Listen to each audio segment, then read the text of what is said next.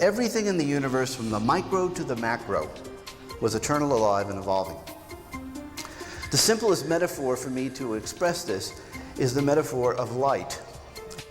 Freeman Dyson, who is Einstein considered him one of the greatest geniuses in his time, when Freeman Dyson was a young man, he's now an elderly man at Princeton, he described that in 1993 in Scientific American, he said that consciousness may be actually a cloud of charged particles of light. So our body is literally a receiving and broadcasting system of light.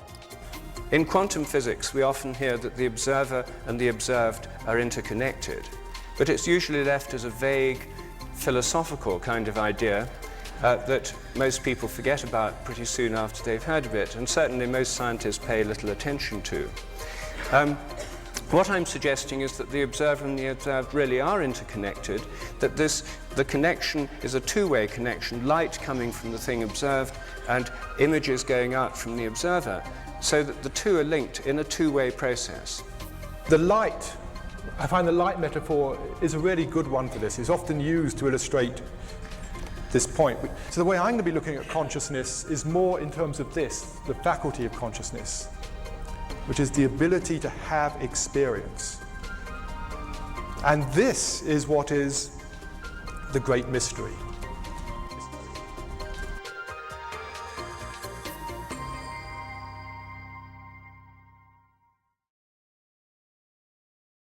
And I am going to be talking about quantum theory for a moment, but I'm going to try to make it practical for you. I'm going to be presenting something that will be applicable to your life and something practical that you will actually be able to use in your life. I'll be giving you something that you will easily assimilate and others that you will have to accommodate to, and it'll be a little bit of a challenge, maybe a paradigm shift to you.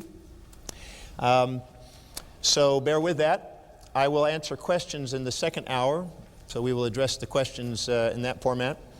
A little bit about myself. Today I travel and speak about 300 days a year in about 42 countries, and presenting materials on consciousness and physics and on philosophy.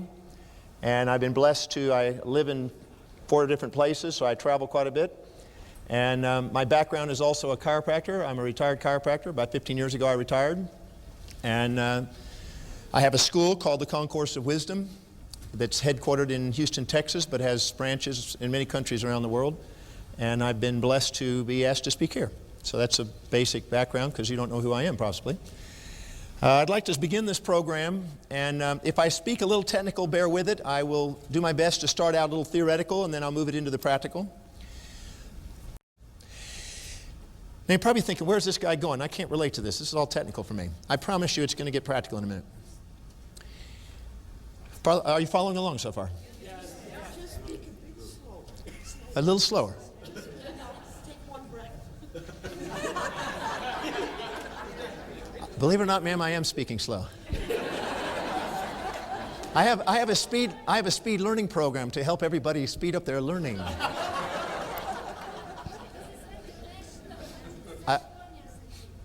Pardon me? It's international. Yes, I will do slower. If I I'm Italian, if I hold my hands behind my back, it will slow down. In fact, it will stop.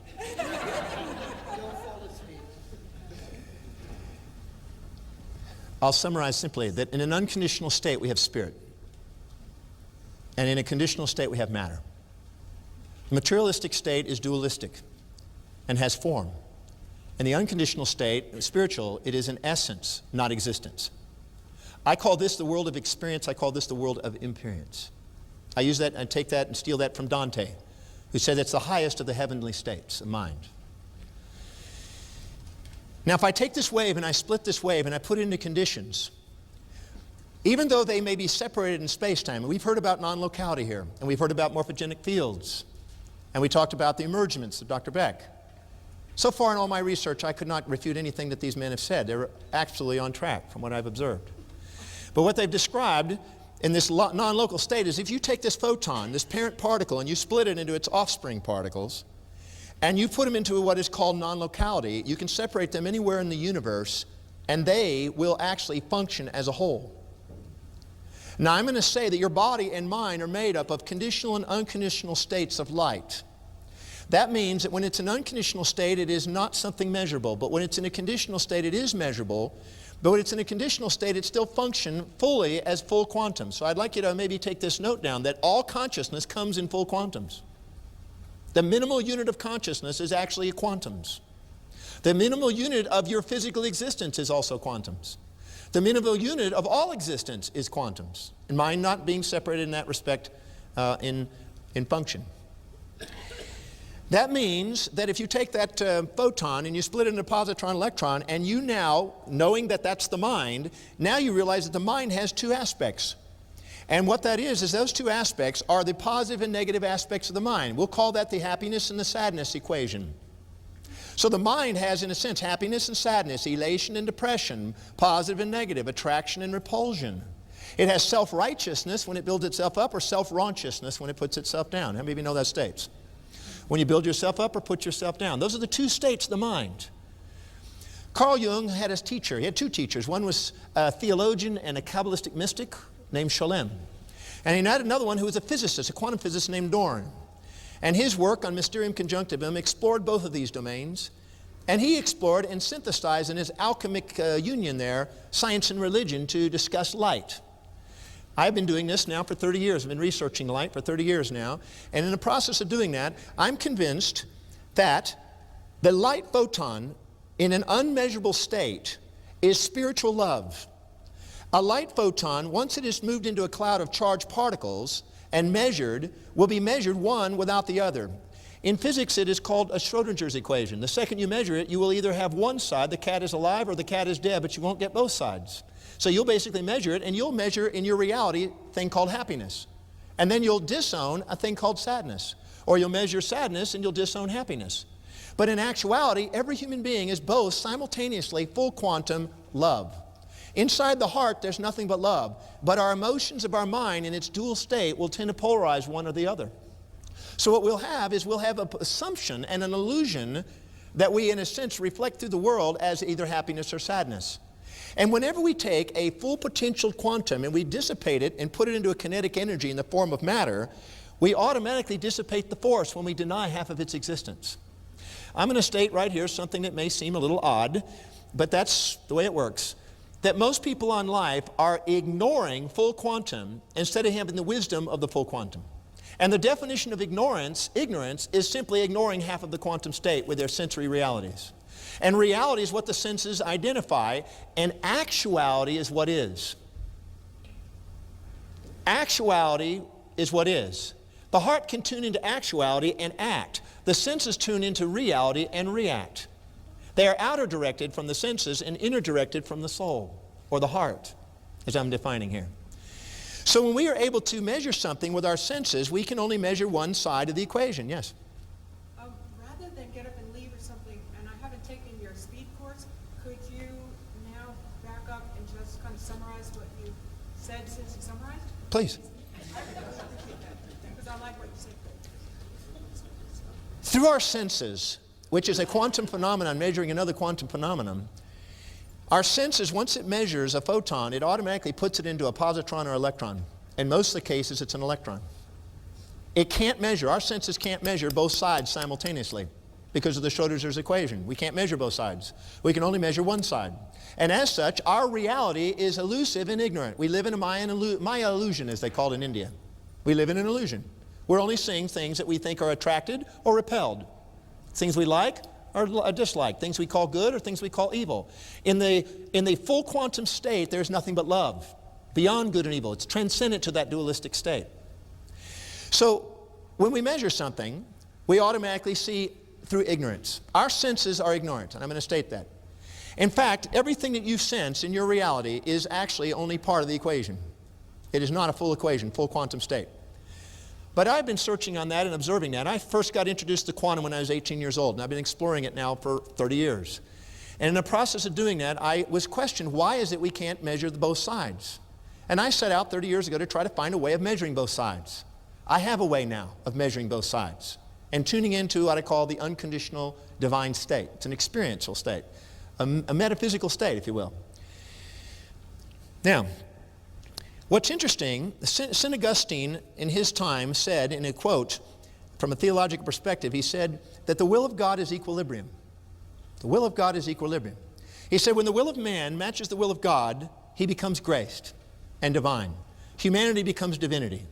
But when the will of man disequilibrates his existence by measuring half of the equation and seeing with ignorance, not wisdom, he automatically creates a human existence with emotions. See, I'm defining energy in motion or emotion as seeing one side, positive or negative, a positive emotion or a negative emotion. And I'm saying that love in its unconditional state is a complete synthesis of both sides of the emotions. It's a complementary synthesis that transcends it. So I don't define love as an emotion.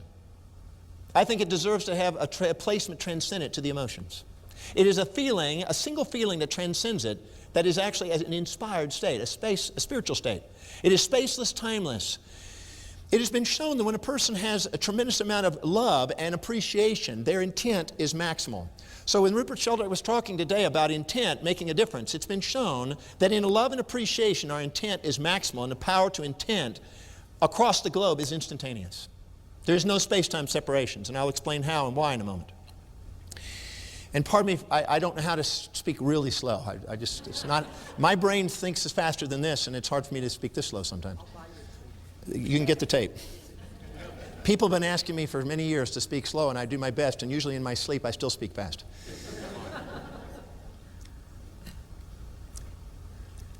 What I'm saying is that there is no such thing as a depressed person. Now you're going to think that's kind of strange, because some of you think you're depressed. And I'm saying that you're lying. And I'll make that statement very boldly and certainly, and I've taken 12,000 people to prove that. I've taken 12,000 people through my exercise and shown that there's no such thing as depression. And there's no such thing as elation. But there is such thing as covered up love. Let me define depression for you, the way people have defined it. Depression is a comparison in your reality of something that you're comparing to an ideal that is not true. I'm going to say that again. Depression is a comparison in your reality of some ideality that's not true. Let me give you an example. If you have an assumption that your relationship that you're in is supposed to have more happy than sad, more positive than negative, more pleasure than pain, more nice than mean, more kind than cruel, then what happens when you get in there and you have that projected assumption onto somebody, you're going to be depressed when it doesn't match that fantasy.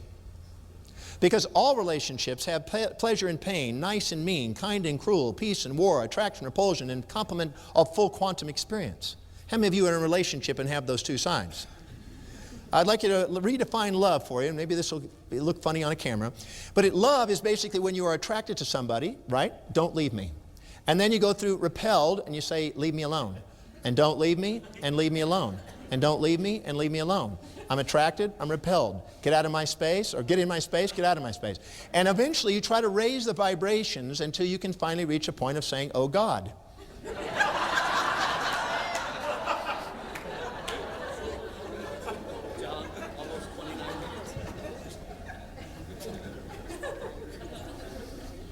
My psychiatrist let me out of the hospital today to speak. Well, every time we see what I call the divine order, the magnificent implicate order of the universe, we grow and emerge a new concentric sphere of thinking. Our sphere of influence and our sphere of awareness expands on the great deep, as Emerson said. But I do believe that we have two sides to our nature and a center. When we exaggerate ourselves and puff ourselves up, we get proud, you might say. And what we do is we tend to think that others are less important than us, and we tend to go towards narcissism, and we want to receive from others and have them do things for us because we think we're more important than them. When we beat ourselves up and minimize ourselves, we tend to think others are more important than us, and we want to do things for others, and we become more altruistic. One that is focused on service, the other is focused on reward. When you're true to yourself and balanced in yourself, you realize that the people around you are not below you or above you, they're reflections of you. And that's when you actually integrate yourself and you do a service, but you also allow yourself a reward. And the person who can embrace service and reward, sensory, or motor and sensory, I call it, this is a person that's fulfilled and keeps growing. The person that's stuck on one side or the other, where they're totally into receiving or totally into giving and not giving and receiving, they get stuck in a stagnant recycling circumstance, you might say, instead of the new dance. And nature provides feedback to make sure that if we go too far one way or too far the other way, we get honed back into the center. So people who eventually sacrifice their life for others because they're minimizing themselves from guilt of the past or maybe hidden agendas of the future, they eventually get frustrated and they realize, hey, I deserve something too. And the people that go this way become philanthropic because they realize it doesn't continue. So nature equilibrates. The will of God, says St. Augustine, is the equilibrium of the heart and mind. So I say, don't exaggerate or minimize who you are, but embrace the fullness of who you are. Have full reflections of everything and everyone around you, as Aristotle said, and share your love and receive love.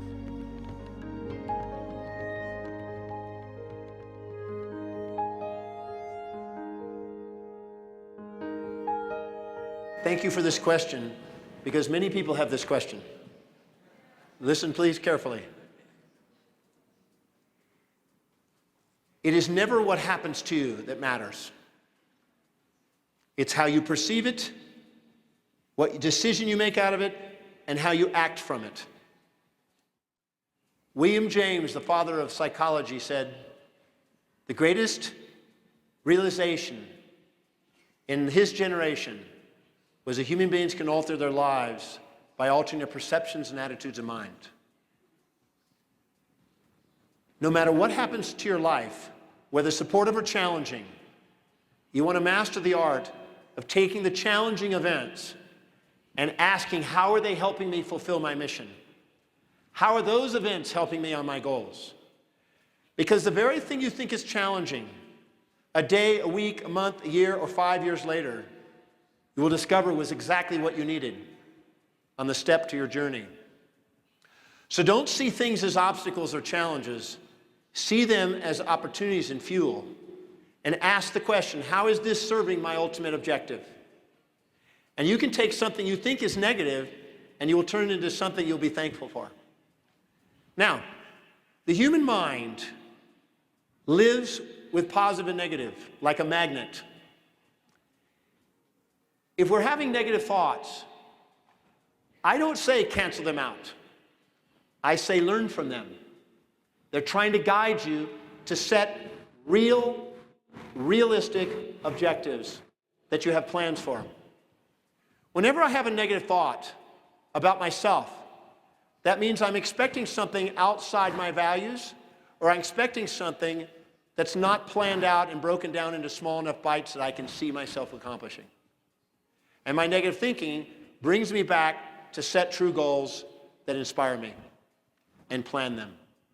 If I'm angry at somebody else and I have negativity towards others, it's because I'm expecting them to live outside their values, or I'm expecting them to be always one-sided and never both-sided, like all people. So my negativity can give me service if I know how to interpret it, because it's letting me know when I have a delusion and a false expectation on myself or other people, or on the universe. So instead of trying to get rid of it, understand how to use it and transform it and be thankful and hold on to a true vision.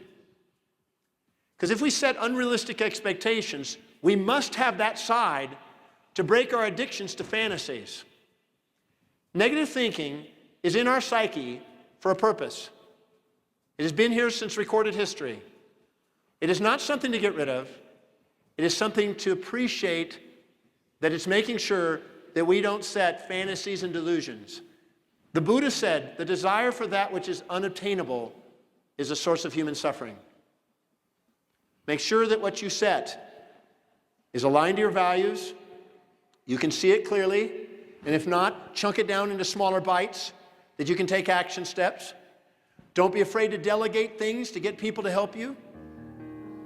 And give yourself reasonable time frames, and then just stay with it and persevere. Perseverance conquers all fear and brings all dreams to our heart.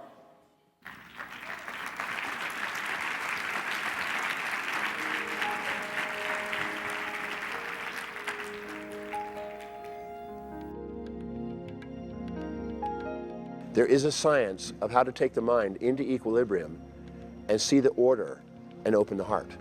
The heart automatically opens when the mind is in balance. But as long as the mind is imbalanced, it will have emotions that will close the heart. Love is not an emotion. It's a synthesis and synchronicity of all complementary opposite emotions. The moment you see the complementation synchronously, out comes gratitude and love every time. So there's a science to it. Once you apply the science, you get the result. Heraclitus, the Greek philosopher, said that we live in a universe of a dynamic equilibrium of complementary opposites. For everything, there's its opposite. And when the human mind sees one side without its opposite, it becomes imbalanced and poisoned instead of poised. And when it does, it gets caught in its emotional, irrational, fractionated perspective, which then leaves your intuition trying to hone you in to see the other side. Okay. And wisdom occurs when you see both sides at the same moment. And so the quality of your life is based on the quality of the questions you ask. If you ask wise questions that reveal the side that you're not seeing and balance them, out comes gratitude and love and certainty, because you now know that that's the truth. And that's what the hidden order is, that there's a complementation of opposites. And when you see them fully at the same moment, you're graced by the presence of the order.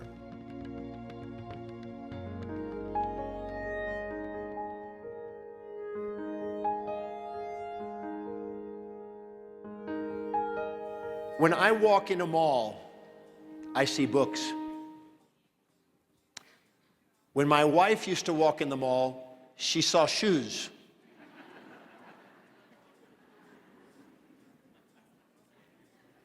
When my son walks in a mall, he sees audio CD programs from rock and roll.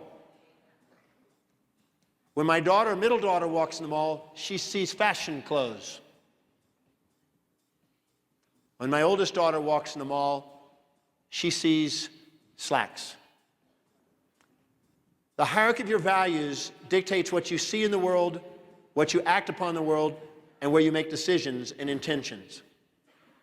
If you feel you're not manifesting in the area that you want, it's because you have something higher on your values than you realize what you want. So take what you say you want and stack it up higher and higher and higher and higher in the values until your life demonstrates it's manifesting. If you are taking action steps consistently on a daily basis towards what you say you want, that's a sign that what you say you want is high in your values. But if you procrastinate and hesitate on the things you say you want, that means there's things higher on your values, and you will only frustrate yourself unless you either change your goals to match your true values or change your values to match your goals. Either love what you're doing or go do what you love. It's all value driven.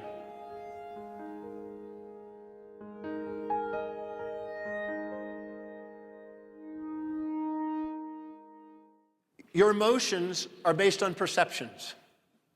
If you perceive more positive than negative, you go towards happiness, you stimulate dopamine and enkephalons, oxytocin, endorphins, and you can become infatuated and addicted to that which you see. If you see more drawbacks than benefits, more pain than pleasure, you create new polypeptides in the brain, and you repel, and it hurts, and you repel from it. Your emotions are perfect reflections of your perceptions, which are a byproduct of your values. No matter what happens to your life, all events have a pair of opposites. They're always balanced. If you choose to see more positive than negatives and become infatuated, it will consume you. If you see more negatives than positives and become resentful, it will consume you. But if you learn to ask questions that balances your perceptions, you will dissolve your emotions and liberate you from the bondage of those misperceptions and return you to gratitude and love, which allows you to be inspired again. So it's not what happens to you, it's your perception of what happens, and you always have command over your perceptions. May you empower your life with that.